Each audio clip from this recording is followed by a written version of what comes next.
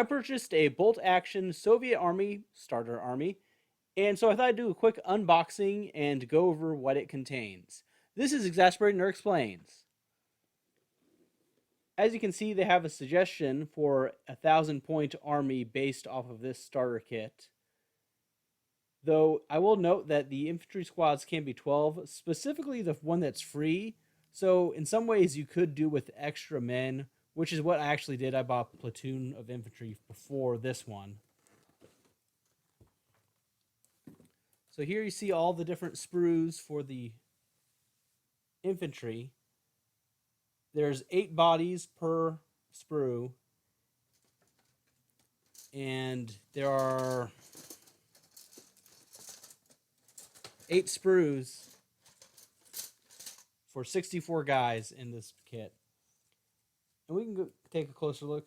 Some are in the winter outfits with their telegroika, the kind of quilted jacket and pants, and others are just in their normal summer uniforms. You have a couple guys with Ushanka hats, and then a lot of SSH 40, 42s, and Palatka caps.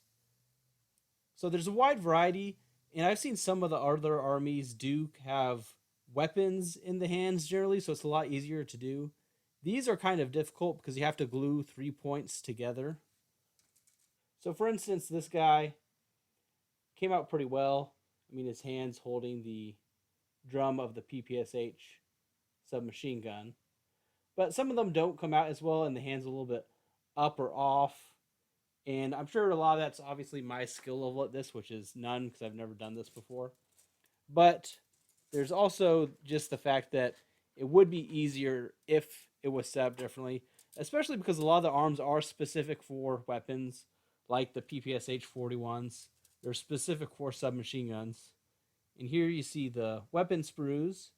You've got a lot of Mosins, as you would expect, a PTRD anti-tank rifle. Some pistols, both the Tokarev and Nagant revolver. Some PPSH 41s. Captured Panzerfaust. The SVT 40. More Mosins, grenades. And a DP 28 light machine gun. Now, they give you a lot of these as well, which is nice because it does give you variety. Because you may not want to have that many SMGs, or you may want to not have that many light machine guns, but it gives you the option, which is nice. As for some of the metal figures that come in, it comes with a mortar team, and this is metal, but it also is very bendable. When I first got it, this part of it was like bent almost to 90 degrees, but I was able to bend it back by itself pretty easily. You have all the bases, and it also comes with a T34/85 and the decals for that as well.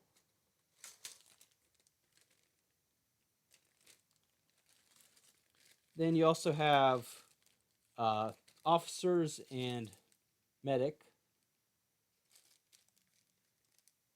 which is kind of funny because the suggested army for 1,000 points only has one first lieutenant and the medic, but this includes 2 officers. So you don't even use everything in this 1,000 point list that's provided. I'll go over a couple of the units I've glued together. So you got this guy running with a Mosin and a Molotov cocktail. Each of the sprues contains Molotov cocktails, and you can arm a lot of your troops for 2 points each. DP-28 light machine gun. I feel like this was pretty difficult because really this is supposed to be anti-tank arms, so I kind of had to cheat a little, and it turned out pretty well, but the bipod's also a pain to deal with. And I know I got like glue spots everywhere, but so the PTRD 41 anti-tank rifle. So those are the hands that are actually supposed to be used with the rifle. Even this one came out a little wonky, I think. But like I said, I'm sure as I do more, I'll get more skilled. There is a lot of variety you can do, obviously. I mean, I've got a observer for a sniper with binoculars, with the rifle over his back. So it's a pretty good kit. And the Soviet starter kit is much cheaper than the other ones, particularly on Amazon. Most of the other starter army kits are at least 100 or 120, and this was like 80 when I bought it. Though it's fluctuated up and down from 80 to 90 throughout when I was watching it before I purchased it. So, but I still think you probably get a good deal. Another thing about the Soviet infantry sprue, so you see all these cylinders sticking out that are the injection molding points. Well, they have one right on one of the backpack mashocks right here, which is annoying and I would think unnecessary. I don't know if they weren't getting proper coverage without that, but it's just kind of annoying. So whenever you put that piece on, you have to carve off that cylinder of plastic. And it is a bag, so no matter what you do, it'll make it work because there's no real structure to those things. It is just a bag that ties up at the top. But still something annoying to deal with on these when there's already some other annoying things.